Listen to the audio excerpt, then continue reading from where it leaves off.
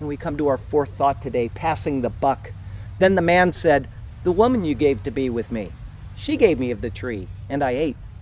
I get to do this a lot. Whenever I'm found out for some little misdeed, I simply pass the buck onto my beauty over there. It's all Hideko's fault. Can't you see it? She made me do it. The little devil. Well, maybe not all the time.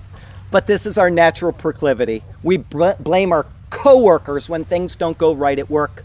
We blame our brother or our sister when mom finds out something bad that we did. We blame McDonald's for making the coffee too hot when we stupidly drop it on ourselves and burn ourselves. We blame the rich for our financial woes. And we blame God for every bad thing that happens in our life that we cannot control. We love to point the finger and we love to pass the buck to someone else. Adam passed the buck and it landed right at Eve's feet. But what is also included here is a little bit more. The woman you gave to be with me. Ha'isha asher nathata imadi. Adam passed the buck and it landed right at Eve's feet. Right? The woman made me do it, but really, it's your fault. You put her in my lap. Things would have been oh so much better if you hadn't given her to me.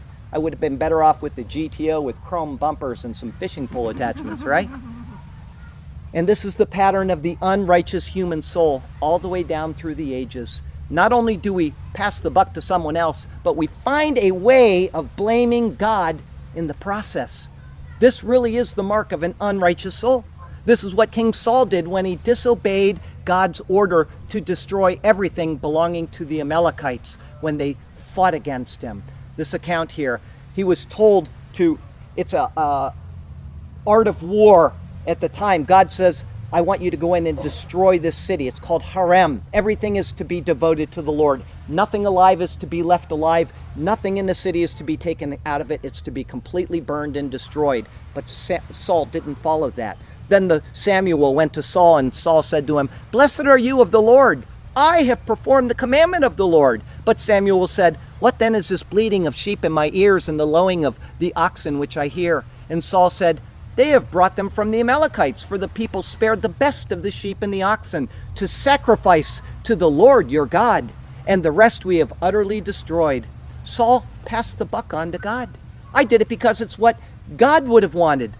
But this unrepentant attitude, after being found out, the attitude which is so similar to Adam passing it on to Eve, wasn't at all like King David.